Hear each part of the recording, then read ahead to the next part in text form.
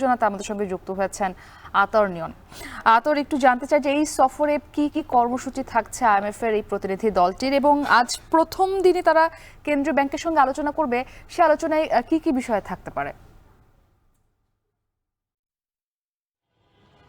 যেমনটি বলছিলেন যে আজকে থেকে কিন্তু আইএমএফ এর 15 দিনের একটি সফর বাংলাদেশে শুরু হয়েছে, যেখানে পর্যবেক্ষণ দলটি ইতিমধ্যে বাংলাদেশ ব্যাংকে প্রবেশ করেছে মিটিংয়ের জন্য, যেখানে আজকে সকাল 10টা থেকে বিকেল 3:30 পর্যন্ত বৈঠক হওয়ার কথা রয়েছে। ধারাবাহিকভাবে তারা প্রথম দিকে হচ্ছে ডেপুটি গভর্নর যারা রয়েছেন তাদের সাথে ধারাবাহিকভাবে প্রতিটি খাত অনুযায়ী ব্যাংকের যে একটি খাত রয়েছে সেই খাত অনুযায়ী যেই ডেপুটি গভর্নর যেই ব্যাংকের যেই বিষয়টি দেখে থাকেন সেই বিষয়গুলো নিয়ে তারা সেই ডেপুটি গভর্নরদের সাথে বৈঠক করবেন, এবং সর্বশেষ যে বৈঠকটি হবে দুপুর 2টা থেকে 3:30টার মধ্যে হওয়ার কথা রয়েছে সেটি গভর্নরের সাথে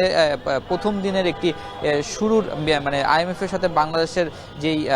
বৈঠক যে 15 দিনের যে সফরটা এটার প্রথম শুরুর বৈঠকটি গভর্নরের সাথে আজকে দিনের শেষ প্রান্তে হবে বাংলাদেশ ব্যাংকের সাথে। তো সেই ক্ষেত্রে আজকে যেই বিষয়গুলো নিয়ে বৈঠক হবে সেগুলো হচ্ছে প্রথমেই যে ব্যাংকিং খাতের রিস্ক রয়েছে বা ব্যাংক খাতের যে সার্বিক অবস্থা রয়েছে সেগুলো নিয়ে আসলে আলোচনা হবে, কারণ আইএমএফ এর প্রতিনিধি দল আজকে এবার যে এই আজকে থেকে যে তাদের সফরটি শুরু হলো এটি আসলে মূলত তাদের দ্বিতীয় সফর। 5ই আগস্ট যে শেখ হাসিনা সরকার পতনের পরে দ্বিতীয়বারের মতো তারা বাংলাদেশে তারা সফরে এসেছে, এবং বাংলাদেশের যে সার্বিক ব্যাংক খাত রয়েছে সেগুলো নিয়ে তারা আলোচনা করবে। তো আমরা জানি যে তাদের যে ঋণ ব্যবস্থা আছে যেটি ডিসেম্বরে ছাড় হওয়ার কথা রয়েছে, তার সাথে অতিরিক্ত $1 বিলিয়ন কিন্তু একটি বাংলাদেশ ব্যাংক কাজ করছে ছাড় হওয়ার জন্য। সেই বিষয়ে